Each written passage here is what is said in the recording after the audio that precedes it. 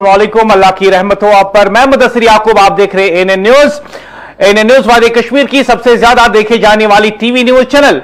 और प्रोग्राम के आगाज में ही मैं आपको बता दूं कि हम आपको बता दें कि इंसाफ हो चुका है। जी हां, इंसाफ हो चुका है और सिर्फ हुआ नहीं है बल्कि होता हुआ नजर भी आ चुका है। यह मैं नहीं कह रहा हूं बल्कि ये वो लोग कह रहे हैं जो फायर एंड इमरजेंसी असामियों में शिकार बने थे, विक्टिम्स बने थे। आज वही कह रहे हैं कि हालिया दिनों में जो हुक्मनामा एलजी एडमिनिस्ट्रेशन की तरफ से जारी किया गया 103 असामियों को जिन्हें दांधली के जरिए पुर किया गया था, उन्हें मनसूख करके एलजी ने इन नौजवानों के साथ, कश्मीर के युवाओं के साथ, कश्मीर के नौजवानों के साथ, जम्मू कश्मीर के लोगों के साथ इंसाफ हुआ है। यह उन लोगों का कहना है। यानी आज सिर्फ इंसाफ नहीं हुआ है, आज इंसाफ को सबने होते हुए देखा है। आज मुतासिरीन छुप कर नहीं बोल रहे हैं, आज वो खुलेआम कह रहे हैं हम बच गए, हमें इंसाफ मिला, हमारी मेहनत बचा ली गई। ये कोई आम दिन नहीं है, ये वो दिन है जब निजाम ने खुद को दुरुस्त किया। ये वो दिन है जब मेरिट ने सिफारिश को शिकस्त दी। फायर एंड इमरजेंसी सर्विस की भर्ती में जो नाइंसाफी बरसों से दुहाई देती रही, आज इस पर फैसला कुन जरब लगा ली गई है। और यह फैसला ऐसा है जो फाइलों में नहीं, आवाम के सामने नजर आ रहा है। आज ताकतवर नहीं जीते, आज हकदार जीता है। और इसीलिए आज जम्मू कश्मीर का नौजवान कह रहा है हमें पहली बार लगा कि निजाम हमारे साथ खड़ा है। और इस तरीके से आज जम्मू कश्मीर का नौजवान इस बात पे भरोसा कर रहा है मेहनत करेंगे नौकरी मिलेगी, मेहनत करेंगे इम्तिहानात में अच्छी कारकर्दगी दिखाएंगे, मेरिट लिस्ट में आएंगे, सिलेक्शन होगी। दांधलियां अब नहीं चलने वाली, अब किसी की सिफारिश नहीं चलने वाली, अब रिश्वत काम नहीं करने वाली। सरकारी नौकरी चाहिए तो आपको पढ़ाई करनी पड़ेगी, इम्तिहानात की तैयारी करनी पड़ेगी, इम्तिहानात में बेहतरीन नंबरात आपको हासिल करने होंगे और मेरिट लिस्ट में अपने बलबूते पे मेहनत की बिना पर आपको सिलेक्शन लिस्ट में अपने आप का नाम लेना होगा। यानी कुल मिलाकर बात यह है कि आज मैं एक बात बहुत वाज़ा तौर पे कहना चाहता हूं, यह वो मामला नहीं जहां सिर्फ यह कहा जाए कि इंसाफ कर दिया गया। यह वो मामला है जहां इंसाफ होता हुआ सबने अपनी आंखों से देखा। यही असल फर्क है। फायर एंड इमरजेंसी सर्विस की भर्ती में जो कुछ हुआ वो बरसों तक दबाया जाता रहा। नौजवान कहते रहे कि नाइंसाफी हुई मगर निजाम खामोश रहा। लेकिन आज लेफ्टिनेंट गवर्नर मनोज सिन्हा की कयादत में न सिर्फ फैसला हुआ बल्कि ऐसा फैसला हुआ जो सबके सामने है, सबके लिए है और सबूतों के साथ है। तहकीकाती कमेटी बनी, एसीबी ने जांच की, ओएमआर शीट्स, जाली जवाबी पर्चे, बदली हुई मेरिट लिस्ट, सब कुछ सामने आया और फिर गैर कानूनी तकरीरियां इब्तिदा से ही कलअदम करार दी गई, जिसे कानून की भाषा में कहते हैं एब एनशियो। यानी यह कभी तस्वर ही नहीं होगा कि जिन लोगों को निकाला गया उन्हें कभी नौकरी दी भी गई थी। और यह सिर्फ इंसाफ नहीं है, यह इंसाफ का ये वो इंसाफ है जो हम नजर से देख सकते हैं, जो हम महसूस कर रहे हैं। जम्मू कश्मीर का नौजवान आज ये महसूस कर रहा है कि इसकी आवाज सुनी गई। यह पहला मौका है जब नौजवान ये कह रहा है कि निजाम ने सिर्फ फाइलों में नहीं जमीन पर इंसाफ किया। क्योंकि जब धांधली करने वालों को हटाया जाता है, जब गलती मानकर इसे दुरुस्त किया जाता है और जब मेरिट को बहाल किया जाता है तो इंसाफ खुद बोलने लगता है। यही वजह है कि आज नौजवानों की उम्मीदें मजबूत हुई हैं। उन्हें लग रहा है कि ईमानदारी रायगा नहीं जाएगी। उन्हें लग रहा है कि शफाफ निजाम सिर्फ नारा नहीं, एक हकीकत बन सकता है। यह सियासत का मामला नहीं, यह बयानात का खेल नहीं, यह एक पैगाम है कि सरकारी निजाम में जवाबदेही मुमकिन है। और इसीलिए आज कहा जा रहा है इस केस में इंसाफ न सिर्फ हुआ बल्कि साफ साफ नजर भी आया। यही क़ियादत की पहचान है, यही शख्सियत है कि जिस पर जम्मू कश्मीर का नौजवान आज एतमाद कर रहा है। आप जानते हैं कि 2013 में एक नोटिफिकेशन आती है फायर एंड इमरजेंसी सर्विसेज के लिए, 106 असामियां। बाद में 3 लोग जो है डॉक्यूमेंट वेरिफिकेशन के दौरान जो है अपने डॉक्यूमेंट्स उन्हें पेश नहीं करते हैं, तो 103 जो है उन्हें सिलेक्शन लिस्ट के जरिए जो है इन असामियों को पुर करने के लिए सिलेक्ट किया जाता है। लेकिन बाद में ये आवाजें उठती हैं कि ये जो एग्जाम है ओएमआर शीट में छेड़छाड़ की गई है, धांधलियां हुई है, किसी ने सिफारिश करवाई, किसी ने रिश्वत दी। और ये बात जो है लोगों ने सामने रखी, जो इसमें मुतासरा लोग रहे, हमारे नौजवान रहे, उम्मीदवार रहे, उन्होंने इस बात को दोहराया। उसके बाद एसीबी के हवाले केस कर दिया गया। एसीबी ने इसमें जांच की और फिर खुल के सामने आया कि हां धांधली हुई है और ओएमआर शीट के साथ छेड़छाड़ की गई है। और हम देखते हैं कि 1 या 2 दिन पहले एलजी एडमिनिस्ट्रेशन की तरफ से एक हुक्मनामा जारी किया जाता है जिसमें कहा जाता है कि इन तमाम असामियों को पुर करने के दौरान धांधलियां हुई है, मेरिट बेसिस पर सिलेक्शन लिस्ट नहीं बनी है, इसलिए हम इन तमाम असामियों को मनसूख कर देते हैं। जिनको इस पर सिलेक्ट किया गया है उनको कहा गया कि उन्हें नौकरियों से बर्खास्त किया जा रहा है और यह है इंसाफ का तकाजा। और आज हम देख रहे हैं कि जो इससे मुतासिर हुए थे, हजारों की तादाद में उम्मीदवारों ने इसमें हिस्सा लिया था, आज वो खुलकर सामने आए और एलजी का शुक्रिया अदा किया। फायर एंड इमरजेंसी सर्विस की भर्ती से जुड़े एक अहम मामले में मुतासरा उम्मीदवारों ने लेफ्टिनेंट गवर्नर मनोज सिन्हा का शुक्रिया अदा किया। उम्मीदवारों का कहना है कि 2020 की भर्ती में गैर कानूनी तरीके से मुंतखब किए गए 103 उम्मीदवारों की खिदमत खत्म करना एक दुरुस्त और बरवक्त फैसला है। उम्मीदवारों के मुताबिक वो तवील अरसे से इस भर्ती अमल में बेजाब्तिगियों की निशानदेही कर रहे थे, जिसकी वजह से हजारों मेहनती और अहल नौजवानों का मुस्तकबिल मुतासिर हुआ। उनका कहना है कि यह फैसला इन खदशात की तस्दीक करता है जो बरसों से उठाए जा रहे थे। जम्मू कश्मीर इंतजामिया ने दिसंबर 2022 में कायम की गई तहकीकाती कमेटी और बाद में एंटी करप्शन ब्यूरो की जांच की बुनियाद पर कार्रवाई की। तहकीकात में ओएमआर शीट्स में छेड़छाड़, जवाबी पर्चों की जाली तस्वीर, मेरिट लिस्ट में रद्दोबदल और दीगर संगीन धांधलियों का इंकिशाफ हुआ, जिसके बाद इन तकरीरों को इब्तिदा से ही कलअदम करार दिया गया। मुतासरा उम्मीदवारों ने मीडिया से बात करते हुए कहा कि लेफ्टिनेंट गवर्नर की क़यादत में इंतजामिया ने भर्ती घोटाले के खिलाफ सख्त और फैसलाकुन इकदाम उठाया, जो सरकारी निजाम में जवाबदेही की एक मिसाल है।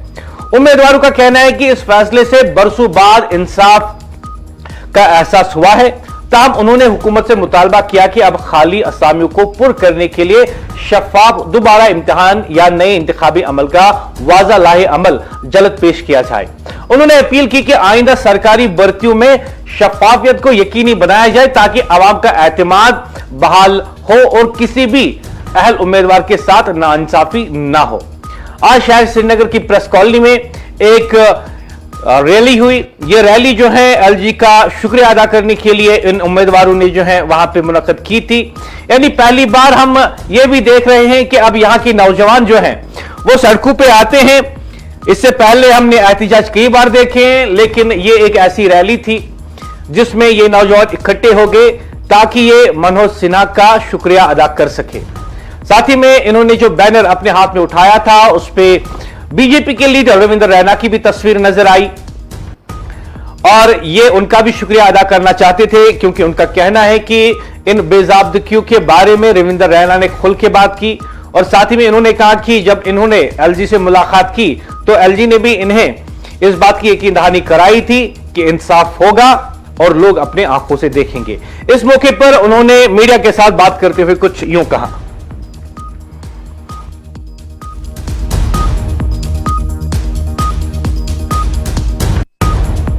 हम यहाँ पे सारे we are all agreed aspirants of J&K fire and emergency services and you are also seeing that we are protesting from 2020.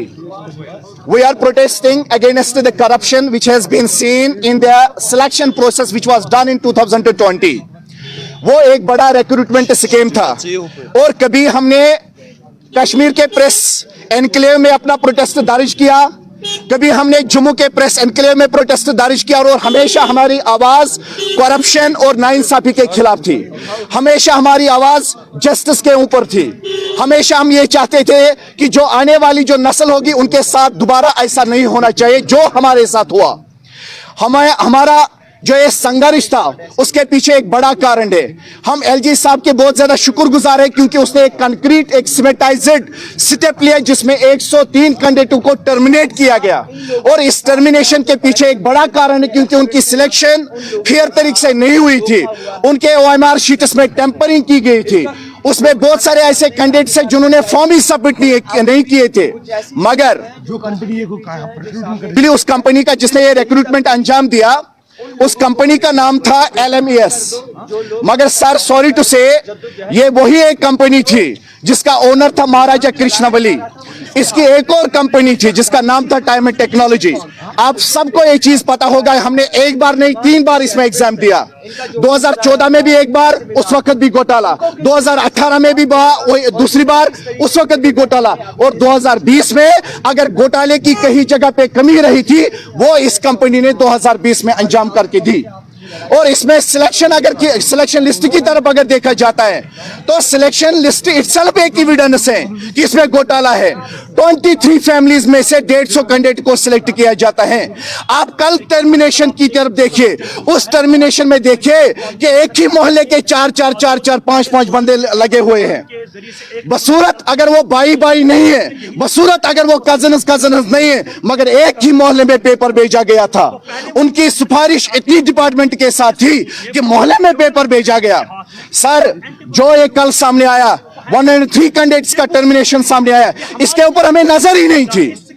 हमारी नजर फैमिली स्कैम पे थी, हमारी नजर बैंक ट्रांजैक्शन पे थी, हमारी ट्रांजैक्शन डायनास्टिकल सिलेक्शन पे थी, हमारी नजर डिपार्टमेंट के उन चापलूसों पे थी जिनको गवर्नमेंट ने सस्पेंशन में डाला।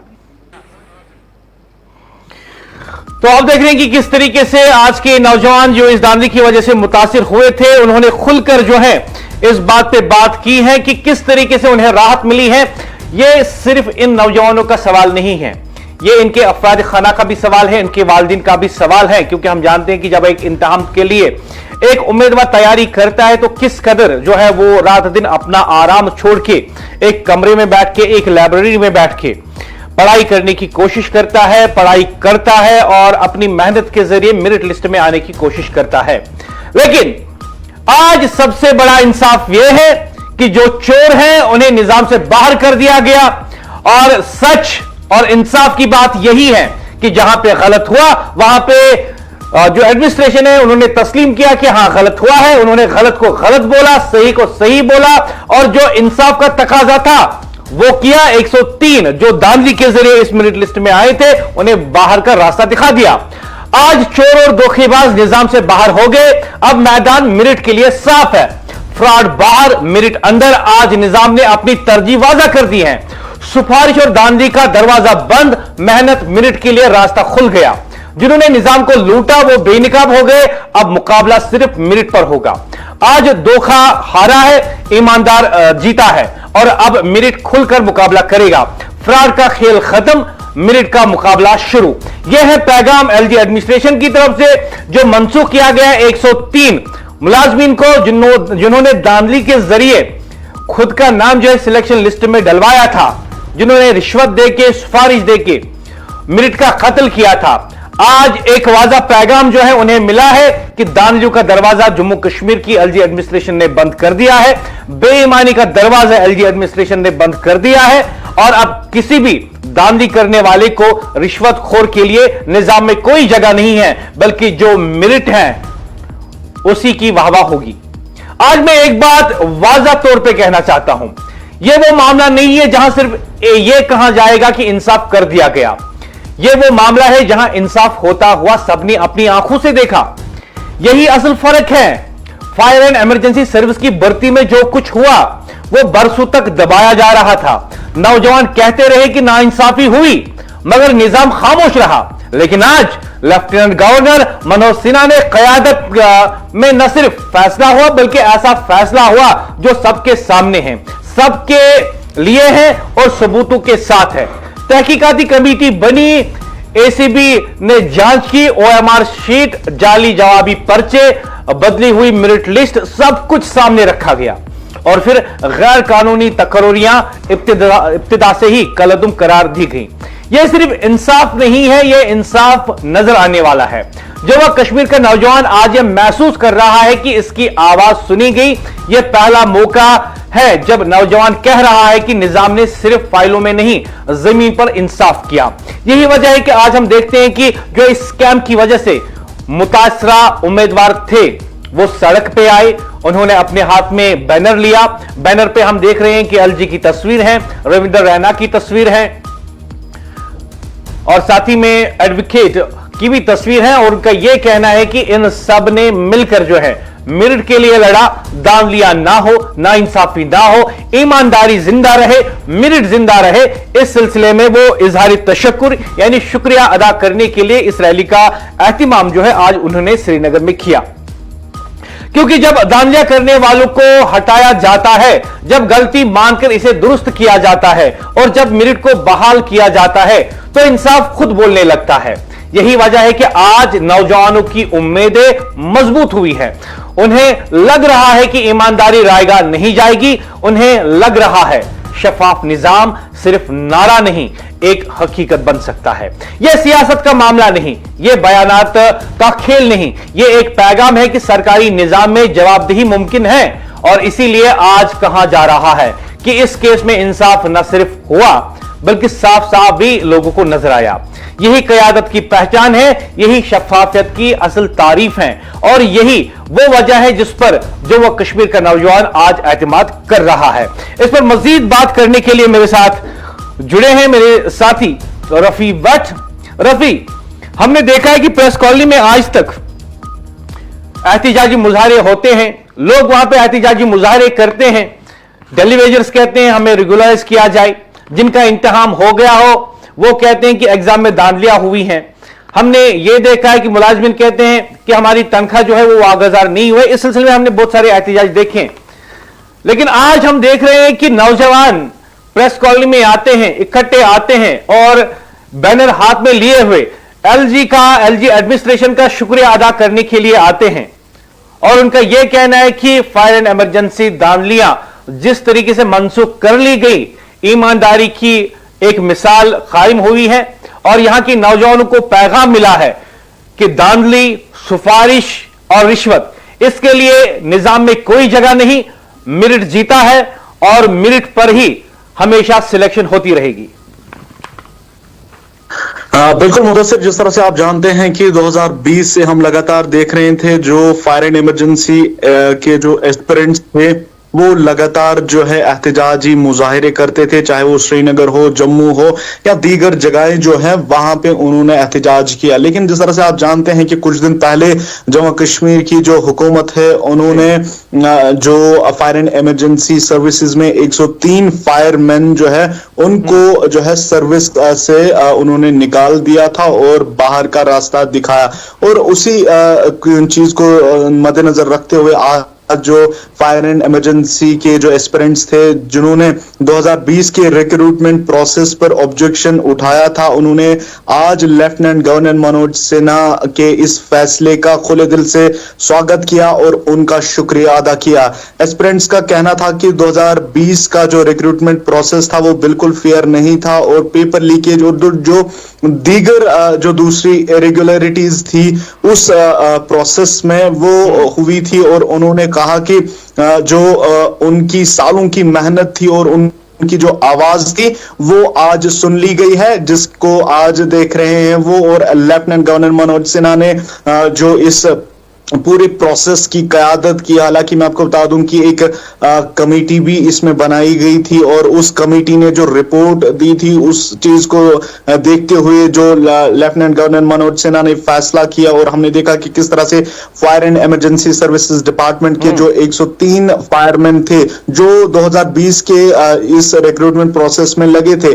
हालांकि आपको बता दें कि मीडिया से बात करते हुए उन्होंने बताया कि गवर्नमेंट को अपना रिकॉर्ड और एविडेंस उन्होंने इससे पहले भी दिखाया था, जिसमें रिक्रूटमेंट प्रोसेस में जो फॉलोज हुए थे, जो हाईलाइट कुछ इशू उन्होंने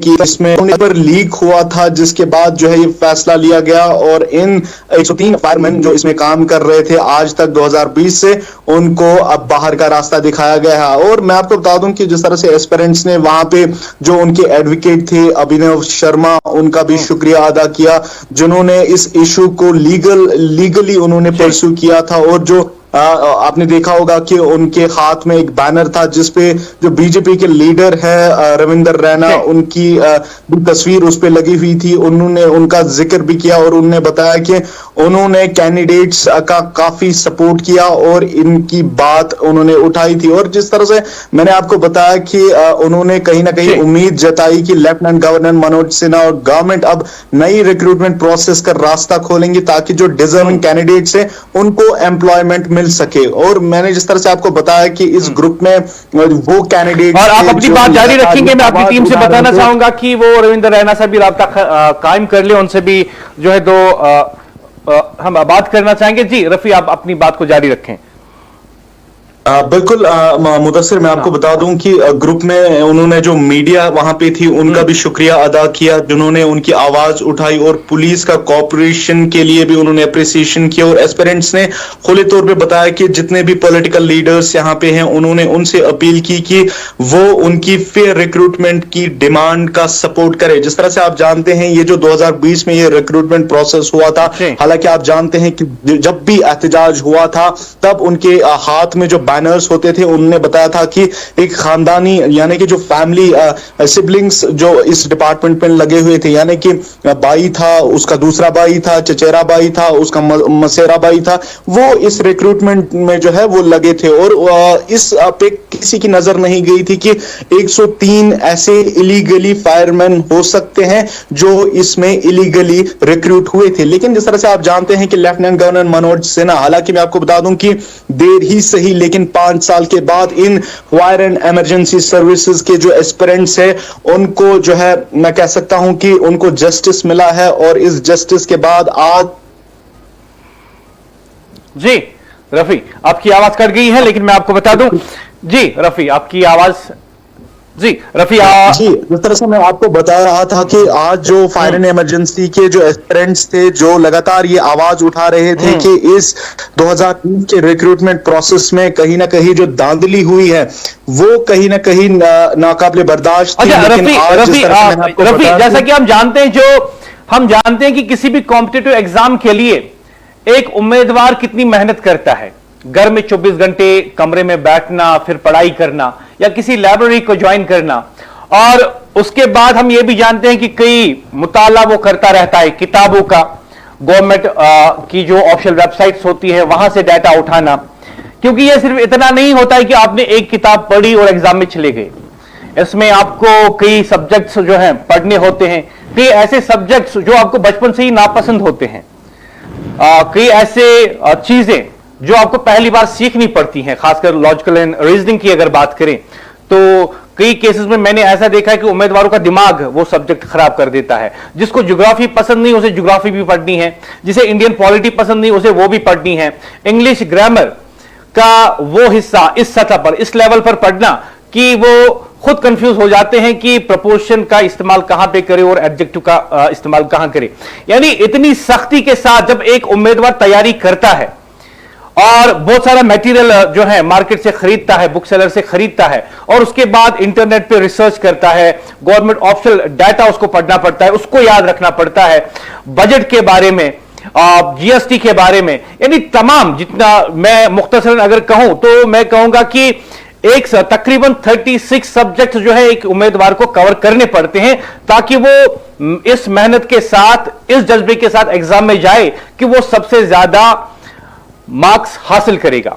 उसके बाद जब इसी कैंडिडेट को पता चलता है कि जो मैंने 2 या 3 साल मेहनत की, जो मैंने 100 के करीब किताबें पढ़ी, जो मैंने इंटरनेट पे भी इंफॉर्मेशन को छान के रख दिया, लेकिन सिलेक्शन मेहनत की बिना पर नहीं, रिश्वत, सिफारिश और दानियों की बिना पे हुई है, तो क्या कुछ गुजरता है ऐसे उम्मीदवार पे और उसके वालिदीन की उम्मीदों पे, जो इस उम्मीद के साथ होते हैं कि अब हमारा बेटा मेहनत कर रहा है, इसे भी सरकारी नौकरी इम्तिहान पास करने के बाद मिल सकती है। देखिए बिल्कुल मुदस्सिर, आपने सही बात की। एक कैंडिडेट को बहुत सारी मुश्किलात का सामना करना पड़ता है जब वो किसी भी कॉम्पिटिटिव एग्जाम में जाते हैं। वहां पे पार्टिसिपेट करते हैं। लेकिन जिस तरह से मैंने आपको बताया कि 2020 की अगर हम बात करें, जो रिक्रूटमेंट प्रोसेस था इस फायर एंड इमरजेंसी सर्विसेज का, हालांकि आप जानते हैं कि इसमें इस तरीके के जो फायर एंड इमरजेंसी के जो एस्पिरेंट्स थे जिन्होंने फॉर्म ही नहीं भरा था, आधे ऐसे थे जिनके पास पहले ही OMR शीट्स जो है पहुंच गई थी, यानी जो पेपर लीकेज हुआ था एक मोहल्ले में वो पहुंच गया था और वहां पे उन्होंने पूरा वो पेपर देखा था। लेकिन उस कैंडिडेट का क्या, जिन्होंने पूरे साल मेहनत की, जिन्होंने हर कोई सब्जेक्ट पढ़ा, हर कोई मुश्किलात उन्होंने उसका सामना किया और उसके बाद उनको कुछ भी नहीं मिला। लेकिन जिस तरह से आप जानते हैं कि काफी वक्त लगा, लेकिन ये जो फायर एंड इमरजेंसी के एस्पिरेंट्स थे इन्होंने हार नहीं मानी। जहां पे भी प्रोटेस्ट था, हर एक गांव देहात से ये एस्पिरेंट्स आते थे और प्रोटेस्ट करते थे। लेफ्टिनेंट गवर्नर मनोज सिन्हा का दरवाजा इन्होंने खटखटाया, यहाँ की गवर्नमेंट बनी 1 साल से ज्यादा अरसा हुआ, उनके पास ये पहुंच गए, हर किसी के पास ये गए, लेकिन इन्होंने हार नहीं मानी। और आज उनकी मेहनत, जो इन्होंने मेहनत की थी, हालांकि मैं आपको बता दूं कि चाहे वो रिक्रूटमेंट प्रोसेस में जो इन्होंने मेहनत की थी या इन 5 सालों की बात करें जो एहतजाजी मुजाहिरे इन्होंने किए, इन्होंने हार नहीं मानी और आज उनको उनके इस मेहनत का फल मिल गया। और जिस तरह से लेफ्टिनेंट गवर्नर मनोज सिन्हा ने इन 103 जो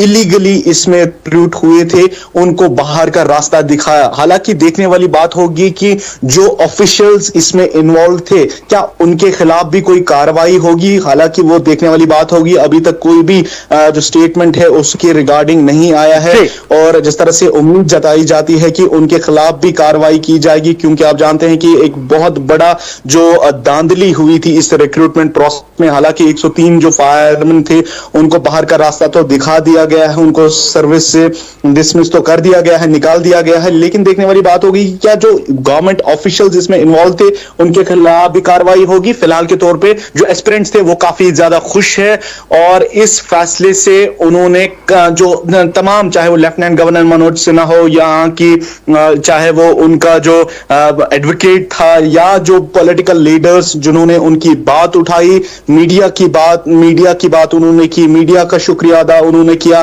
तो पूरी ओवरऑल मैं आपको बता दूं कि जो फायर एंड इमरजेंसी के जो एस्पिरेंट्स है अब वो चाहते हैं कि यहाँ की जो हुकूमत है वो कोई रिक्रूटमेंट प्रोसेस जो है यहाँ पे निकाले और जो यहाँ पे डिजर्व करते हैं, क्योंकि आप जानते हैं कि इस फायर एंड इमरजेंसी जो यहाँ पे रिक्रूटमेंट हुई थी 2020 में, इसमें इस तरीके के भी एस्पिरेंट्स थे जिन्होंने 98% यानी कि मेरिट बेसिस पे उन्होंने काफी अच्छी परफॉर्मेंस दिखाई थी, लेकिन उसके बावजूद उनको कुछ भी नहीं मिला था।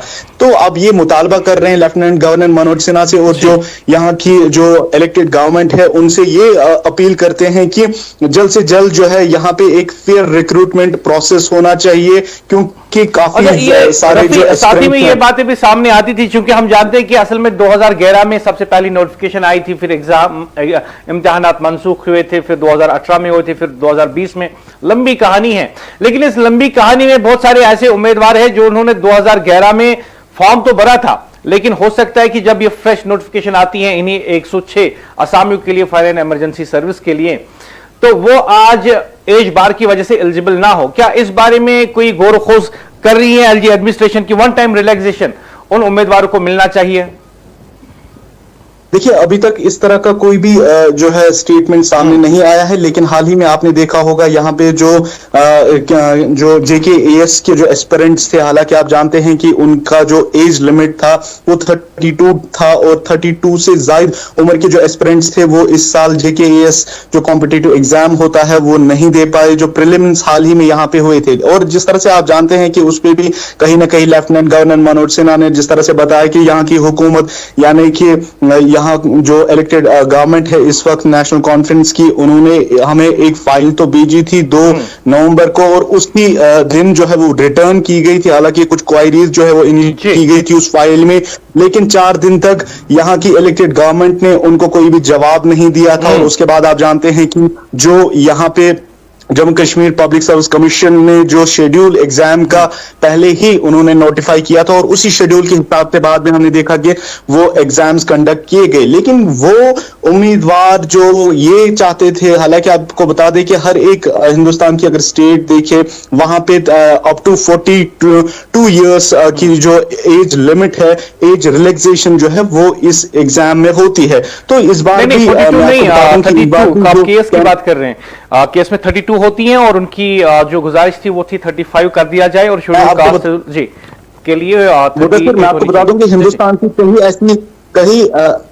की कई ऐसी रियासतें हैं जहां पे अप टू 42 इयर्स एज बार होता है, यानी कि एज रिलैक्सेशन वहां पे दी जाती है। लेकिन अगर हम यहाँ जम्मू कश्मीर की बात करें तो यहाँ पे जिस तरह से हम देख रहे हैं कि जो 32 यहाँ पे इयर्स दिए जाते थे एज रिलैक्सेशन, और जिस तरह से आप जानते हैं कि जो यूपीएससी तर्ज पे इसको किया गया था, लेकिन जब यहाँ पे फॉर्म भरे जाते थे तो उसके बाद यहाँ पे एज रिलैक्सेशन दी जाती थी। लेकिन इस बार जब यहाँ पे इन एस्पिरेंट्स ने, कैंडिडेट्स ने फॉर्म भरा तो उसके बाद वो उम्मीद कर रहे थे कि जल्द से जल्द जो है उनको यहाँ पे एज रिलैक्सेशन दी जाएगी। बिल्कुल, और इस सिलसिले में जो है कैट में भी एक केस हुआ है, और हालांकि जो सुनने में आया है कि कैट ने जो है जेकेपीएससी चेयरमैन से कहा है कि वो इस बात की वजाहत दे कि जो चीफ मिनिस्टर उमर अब्दुल्ला ने उन्हें खत लिखा था उस बारे में उन्होंने क्या इकदाम उठाए, यानी एज रिलैक्सेशन या एग्जाम को डेफर करने के हवाले से, लेकिन इसका ऑर्डर अब तक जो है उनकी वेबसाइट पे अपलोड नहीं हुआ है।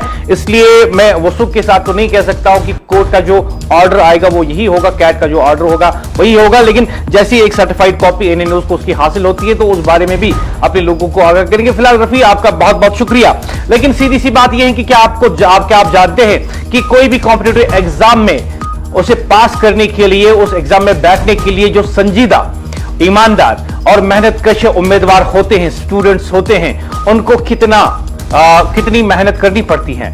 अगर आपको नहीं पता तो बता दूं आपको, जरा एक लम्हे के लिए रुक कर सोचिए, किसी मुकाबले इम्तिहान की तैयारी क्या वाकई आसान होती है? ये 1-2 दिन का काम नहीं होता, ये महीनों और बरसों की मशक्कत होती है। सुबह आंख खुलने से रात आंख बंद होने तक सिर्फ एक ही मकसद, पढ़ाई, पढ़ाई और सिर्फ पढ़ाई।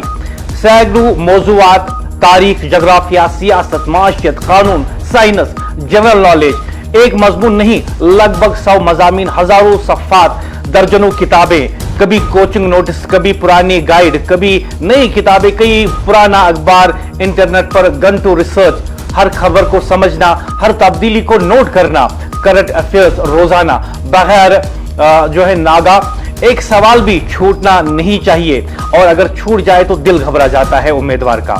एक दिन जाया हो जाए तो नींद उड़ जाती है उम्मीदवारों की, सोशल लाइफ खत्म हो जाती है, शादी, ब्याह, खुशियां, दोस्त सब पीछे रह जाते हैं। कमरे में बंद एक नौजवान जिसके सामने सिर्फ किताबें और एक ख्वाब होता है, और ये सब इस उम्मीद पर कि जब इम्तिहान होगा तो मुकाबला ईमानदारी से होगा, जब नतीजा आएगा तो मेरिट बोलेगा। इसीलिए जब कोई दांधली इस मेहनत पर पानी फेर देती है तो वो सिर्फ एक इम्तिहान नहीं, चोरी कहलाती है। वो बरसों की मेहनत, वालिदिन की दुआएं और नौजवानों के ख्वाब चुरा लेती हैं। आज अगर धोखेबाज बाहर हुए हैं तो ये सिर्फ एक फैसला नहीं, ये इन लाखों घंटों की मेहनत की जीत है, और यही वजह है कि नौजवान कह रहा है, अब हम दोबारा यकीन के साथ पढ़ सकते हैं। अब हमें लगता है कि मेरिट वाकई मुकाबला करेगा। क्या आप जानते हैं कि जब एक नौजवान, जब एक उम्मीदवार अपने घर के कमरे में अपने आप को कैद कर लेता है, उसके सामने सिर्फ किताबें होती हैं और एक साइड में बहुत सारे ख्वाब। उसकी माँ जब उसे बुलाती हैं कि थोड़ी देर आप पढ़ाई बंद कर लो, खाना खाने के लिए नीचे आ जाओ, खाना खाने के लिए किचन में आ जाओ, और वो माँ से कहता है कि बस 10 मिनट और, लेकिन 10 मिनट होते होते उसे ये खुद भी नहीं पता चलता कि खाने का वक्त जो था, जो लंच या डिनर का वक्त था, वो भी गुजर गया। उसकी माँ उसे कहती है कि आप रात भर जागते हो, आपको पढ़ाई के लिए मैं यहाँ पे कुछ मेवा जात रखती हूँ, आपके लिए चाय रखती हूँ, आपके लिए कहवा बना के रखती हूँ। उम्मीदवार रात भर पढ़ाई करता है, लेकिन भूल जाता है कि उसके सामने उसकी माँ ने कहवा रखा है, कोई चाय रखी है, क्योंकि उसके ऊपर सिर्फ ये प्रेशर होता है कि जो दीगर उम्मीदवार मेरे साथ कल मुकाबला करेंगे इम्तिहान में बैठकर, वो मुझसे भी ज्यादा मेहनत कर रहे होंगे। एक सवाल भी ना छूटे, एक सवाल भी ना छूटे इम्तिहान में, इस गर्ज के साथ, इस उम्मीद के साथ ये उम्मीदवार मेहनत करता रहता है। उसके सामने सिर्फ सिलेबस नहीं होता, बल्कि दुनिया भर का इल्म होता है जिसे वो अपने आप में समेट कर ले जाकर इम्तिहान में पेपर अच्छे से करना चाहता है, क्योंकि उसे पता है कि मेरिट बेसिस पर मुझे इम्तिहान में सिलेक्शन करनी है। और मेरिट का मतलब यह है कि एक क्या आधा मार्क्स भी अगर पीछे रह गया तो सिलेक्शन लिस्ट से बाहर हो सकता हूं। जब ऐसे ही उम्मीदवारों को बाद में बता दिया जाए कि अब हमने मेरिट पर नहीं बल्कि सिफारिश, रिश्वत और दानगी के जरिए एक सिलेक्शन लिस्ट बना दी है, ये उसके ख्वाबों का कत्ल है, ये उसके ख्वाबों के साथ चोरी है, ये उसके अफराद खाना के साथ कत्ल करने के बराबर है। और ऐसे नौजवान हमेशा चाहते हैं और हमेशा चाहते रहेंगे कि जो आज पैगाम जम्मू कश्मीर के लेफ्टिनेंट गवर्नर ने दिया है वो पैगाम मुसलसल बरकरार होना चाहिए। और जितने भी एग्जामात हो, जितने भी इम्तिहानात हो, नौकरी मिलेगी वो अपने मेरिट बेस पे मिलनी चाहिए, मेहनत के बेसिस पे मिलनी चाहिए। जम्मू कश्मीर में नौजवानों के एतमाद की बहाली के लिए लेफ्टिनेंट गवर्नर मनोज सिन्हा की जानिब से उठाए गए इकदाम को एक अहम मोड़ के तौर पर देखा जा रहा है। गुज़श्ता बरसों में सरकारी भर्तियों पर सवाल उठते रहे, जिसके बाइस नौजवानों में मायूसी और बेयकीनी पैदा हो गई थी। शफाफियत की कमी और सिफारिश के तासुर ने मेहनती नौजवानों के हौसलों को मुतासिर किया। ऐसे हालात में फायर एंड इमरजेंसी सर्विस की भर्ती में बेज़ाब्तगियों के खिलाफ सख्त कार्रवाई और गैर कानूनी तकर्रुरों का खात्मा इस बात का वाज़ह पैगाम है कि मेरिट पर कोई समझौता नहीं किया जाएगा। इन इकदाम से यह एहसास मजबूत हुआ कि निजाम में जवाबदेही मौजूद है और गलत तरीकों से फायदा उठाने वालों को तहफ़्फ़ुज़ हासिल नहीं होगा। नौजवानों का कहना है कि इंतजामिया की जानिब से तहकीकात, एंटी करप्शन ब्यूरो की शमूलियत और शफाफ फैसलों ने यह साबित किया कि हुकूमत अब शिकायत को संजीदगी से लेती है। इससे न सिर्फ मुतासरा उम्मीदवारों को इंसाफ का एहसास मिला बल्कि मजमूई तौर पर नौजवानों में ये उम्मीद भी पैदा हुई कि मेहनत और काबिलियत ही कामयाबी का रास्ता है। ये इक़दामात मुस्तकबिल की भर्तियों के लिए भी एक मजबूत मिसाल बन रहा है। जब नौजवान देखते हैं कि गलत तकर्रुरियां मनसूख हो रही हैं और जिम्मेदारियों के खिलाफ कार्रवाइयां हो रही हैं तो इनका निजाम पर एतमाद बहाल होता है। यही एतमाद रियासत की तरक्की के लिए जरूरी है, क्योंकि बाएतमाद नौजवान ही मुस्बित किरदार अदा करते हैं। यूं कहा जा सकता है कि शफाफियत, एहतिसाब और बरवक्त फैसलों के जरिए लेफ्टिनेंट गवर्नर की क़यादत ने जम्मू कश्मीर के नौजवानों में एक बार फिर ये यकीन ताज़ा किया है कि सरकारी निज़ाम में मेरिट की कदर है और मुस्तकबिल इंसाफ की बुनियाद पर तश्कील पा सकता है।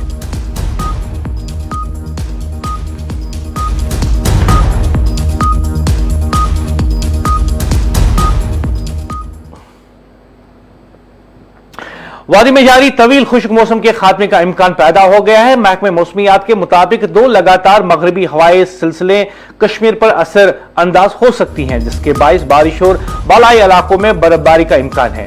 माहिरीन का कहना है कि इन मौसमी निजामों के असर से वादी में नमी बढ़ेगी और कई दिनों से जारी खुश्क मौसम में वाज़ा तब्दीली आएगी। कुछ इलाकों में हल्की से दरमियानी बारिश जबकि पहाड़ी इलाकों में बर्फबारी मुतवक्का है। वाज़ा रहे कि कश्मीर में गुज़श्ता कई हफ्तों से बारिश और बर्फबारी न होने के बायस मौसम गैर मामूली तौर पर खुश्क रहा, जिससे ज़राअत, पानी के ज़खायर और रोजमर्रा जिंदगी मुतासिर हो रही थी। महकमा मौसमियात ने अवाम को मशवरा दिया है कि वो मौसमी तब्दीलियों के पेश नज़र एहतियात बरतें। खासतौर पर पहाड़ी इलाकों का सफर करने वाले लोगों ताज़ा मौसमी सूरत हाल पर नजर रखें। अगर ये पेशनगोई दुरुस्त साबित होती हैं तो आने वाले बारिश और बर्फबारी वादी के लिए राहत का सबब बन सकती है और खुश्क मौसम से बड़ी हद तक निजात मिलने की उम्मीद भी बताई जाती है। वहीं पे वादी कश्मीर में जारी खुश्क मौसम न सिर्फ माहौल बल्कि इंसानी सेहत और कुदरती वसाइल पर भी गहरे असरात डाल रहा है। बारिश और बर्फबारी न होने की वजह से हवा में नमी कम हो जाती है, जिसके बायस सर्दी की शिद्दत बढ़ जाती है और लोग नज़ला, जुकाम, बुखार, खांसी और गले की सोजिश जैसी बीमारियों में मुब्तला होते रहे।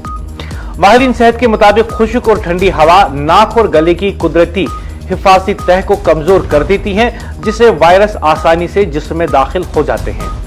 यही वजह है कि खुश्क सर्दियों में बच्चों, बुजुर्गों और कमजोर क़ुव्वत मुदाफ़त रखने वाले अफराद ज्यादा मुतासिर होते हैं। खुश्क मौसम का एक बड़ा असर दरियाओं, नदी नालों, चश्मों और झीलों पर भी पड़ता है। कश्मीर के कई आबी ज़खायर या तो खुश्क हो चुके हैं या इंतहाई कम सतह पर बह रहे हैं, जिससे पीने के पानी, आपाशी और पन बिजली के मंसूबों को खतरात लाहक हो गए हैं।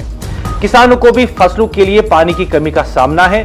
माहिरीन माहौलियात का कहना है कि बर्फबारी और बारिश ही वो कुदरती जरिया है जो वादी के आबी निजाम को जिंदा रखते हैं। बर्फ पहाड़ों पर जमा होकर आहिस्ता आहिस्ता पिघलती हैं, जिससे साल भर दरियाओं और चश्मों को पानी मिलता है। यही पानी ज़राअत, बिजली और रोजमर्रा जिंदगी की बुनियाद है।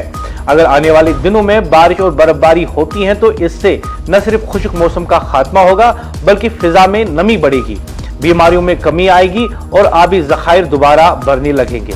इसके साथ साथ बागबानी, ज़राअत और सयाहत जैसे शोबों को भी नई जिंदगी मिलेगी। यूं कहा जा सकता है कि बारिश और बर्फ कश्मीर के लिए जिंदगी की अलामत है जो सेहत, माईशत और कुदरती तवाजुन को बहाल करने में अहम किरदार अदा करती हैं। वहीं पे वादी में जो है अब चिलाई कलान भी आने वाला है और बताया जाता है कि वादी कश्मीर में चिला कला के आगाज के साथ ही बर्फबारी का इम्कान भी बढ़ गया है। महकमा मौसमियात के मुताबिक शदीद सर्दियों के इस 40 रोजा दौर में कश्मीर में बारिश और बर्फबारी हो सकती है, जिससे जारी खुश्क मौसम के खात्मे की उम्मीद की जा रही है।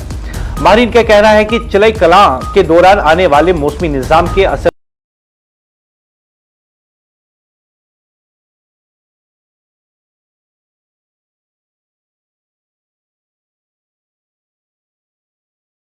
है कि चिलाई कलान का आगाज हर साल 21 दिसंबर से होता है और यह तकरीबन 40 दिन तक जारी रहता है। इस अरसे में वादी कश्मीर में शदीद सर्दी पड़ती है और अक्सर दर्जा हरारत नुक्ते अंजुमाद से नीचे चला जाता है। महकमे मौसमियात ने लोगों को मशवरा दिया है कि वो शदीद सर्दी और मुमकिन बर्फबारी के पेश नजर एहतियात करें। खास तौर पर पहाड़ी इलाकों का सफर करने वाले अफराद मोहतात रहें। अगर पेशन गोई दुरुस्त साबित होती है तो यह बर्फबारी वादी के लिए फायदेमंद साबित हो सकती है और पानी के जखायर के साथ साथ ज़री शोबे को भी राहत मिलने की उम्मीद की जा रही है।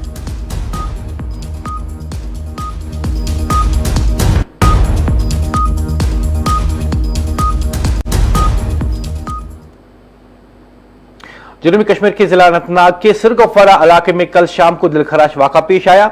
इस सिलसिले में एनए न्यूज को मिली तफसीलात के मुताबिक जनूबी कश्मीर के जिला अनंतनाग के सिरगोफरा इलाके में तेंदुए के हमले का दिलखराश वाक़ा पेश आया, जहां एक 5 साल बच्ची जान से हाथ धो बैठी। एनए न्यूज को मिली इतलात के मुताबिक ये वाक़ा गांव खिरम की गालन गोजर बस्ती में मंगल की शाम पेश आया, जहां बच्ची अपने घर के करीब मौजूद थी कि अचानक तेंदुए ने इस पर हमला कर दिया। तेंदुआ बच्ची को घसीटकर करीबी झाड़ियों में ले गया। वाक़े के फौरन बाद मकामी लोगों ने शोर मचाकर तलाशी शुरू की, जबकि पुलिस, महकमा जंगलात और रेस्क्यू टीमें भी मौके पर पहुंच गए। कई घंटों की तलाशी के बाद बच्ची की लाश आबादी से कुछ फासले पर झाड़ियों से बरामद की गई। हुक्काम के मुताबिक बच्ची शदीद जख्मों के बायस मौके पर ही दम तोड़ चुकी थी।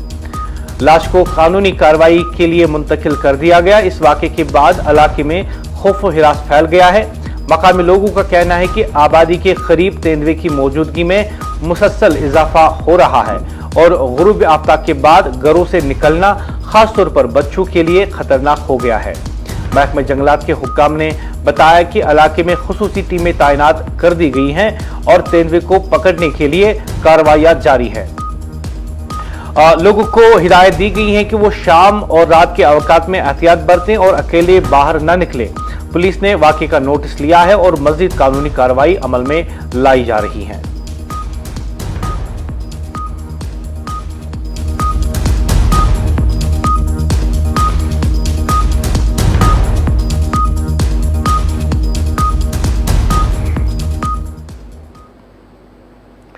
जम्मू कश्मीर रिटायर्ड मुलाजमीन को काम देने से कबल सिक्योरिटी क्लियरेंस जरूरी, निजी इदारों के लिए नया ज़ाब्ता। हुकूमत की जानिब से जारी एक नोटिफिकेशन में ऐसे रिटायर्ड मुतासरीन जो जम्मू कश्मीर में किसी भी निजी कंपनी या दफ्तर में मुलाजमत इख्तियार करना चाहते हैं के लिए पुलिस से क्लियरेंस हासिल करना जरूरी करार दिया गया। इस सिलसिले में एनए न्यूज को मजीद तफसीलात जो मौसूल हुई है उसके मुताबिक जम्मू कश्मीर हुकूमत ने यह हिदायत निजी दफातर को जारी की है कि जो 60 साल की उम्र के बाद रिटायर्ड होने वाले सरकारी मुलाजमीन को नौकरी फराहम करते हैं। सिक्योरिटी क्लियरेंस का काम पुलिस के क्रिमिनल इन्वेस्टिगेशन डिपार्टमेंट यानी CID को सौंप दिया गया है। Jammu Kashmir information public regulation department की जानिब से जारी करदा नोटिफिकेशन में यह हिदायत जारी की गई है। नोटिफिकेशन में कहा गया है कि अगर किसी रिटायर्ड सरकारी मुलाजिम को किसी निजी शोबे में काम करने के लिए मुंतखब किया जाता तो निजी इदारे के सरबराह की जिम्मेदारी होगी कि वो इस मुलाजिम की पस मंजर यानी कैरेक्टर की मंजर को तस्दीक करवाए, जो कि क्रिमिनल इन्वेस्टिगेशन एजेंसी या डिपार्टमेंट करेगा। इस हिदायत पर अमल की खिलाफ वर्जी करने वाले मुलाजिमिन के खिलाफ सख्त कार्रवाई की जाएगी। और इधर अमेरिकी कांग्रेस ने शाम पर आयद पाबंदियां मुस्तकिल तौर पर खत्म कर दी हैं। शामी वजीर खारजा ने पाबंदियां उठाने पर अमेरिकी सेनेट का शुक्रिया अदा कर दिया। इस सिलसिले में एएनएन न्यूज को मिली तफसीलात के मुताबिक अमेरिकी कांग्रेस ने बुध के रोज शाम पर माजूल रहनुमा बशारुल असद के दौर में आयद करदा पाबंदियां मुस्तकबिल तौर पर खत्म कर दी, जिससे जंग से तबाह हाल मुल्क में सरमायाकारी की वापसी की राह हमवार हो गई है। सदर डोनाल्ड ट्रंप पहले ही 2 बार पाबंदियों का निफाज मुअत्तल कर चुके हैं, लेकिन शाम के सदर अहमद ने पाबंदियां मुस्तकबिल तौर पर खत्म करने का मुतालबा किया था, क्योंकि इन्हें खदशा था कि जब तक ये इकदामात बरकरार रहेंगे तब तक दुनिया की सबसे बड़ी मईशत के कारोबारी इदारों को शाम में सरमायाकारी पर कानूनी कार्रवाई का खतरा लाहक रहेगा। सेनेट ने सालाना दिफाई पैकेज के तौर पर जो है 2019 एक्ट की मनसूखी के हक में वोट दिया। सेनेट ने कानून साजी के हक में 20 के मुकाबले में 70 के करीब वोट दिए, जिसे ऐवान नुमाइंदगियान पहले ही मंजूर कर चुका है और ट्रंप के इस पर दस्तखत करने की तवक्का है। सेनेट की खारजा ताल्लुका कमेटी की आला डिप्लोमेटिक सेनेटर जैन शाहीन ने कहा, वसी पैमाने पर दोनों जमातों के कानून साजों की हिमायत याफ्ता मनसूख शामी अवाम को कई अशरों की नाकाबिल तस्वीर तखालिफ के बाद तामीर नौ का हकीकी मौका फराहम करने की जानिब एक फैसलाकुन कदम है।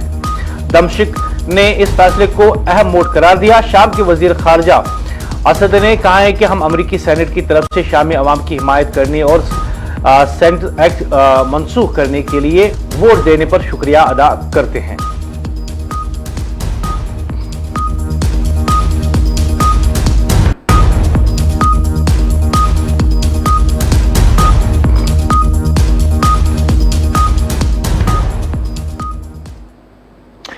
एएनएन न्यूज वादी कश्मीर की सबसे ज्यादा देखे जाने वाली टीवी न्यूज चैनल मैं मुदस्सिर याकूब चाहूंगा इजाजत। एएनएन न्यूज पर खबरों का सिलसिला जारी रहेगा। खुदा हाफिज।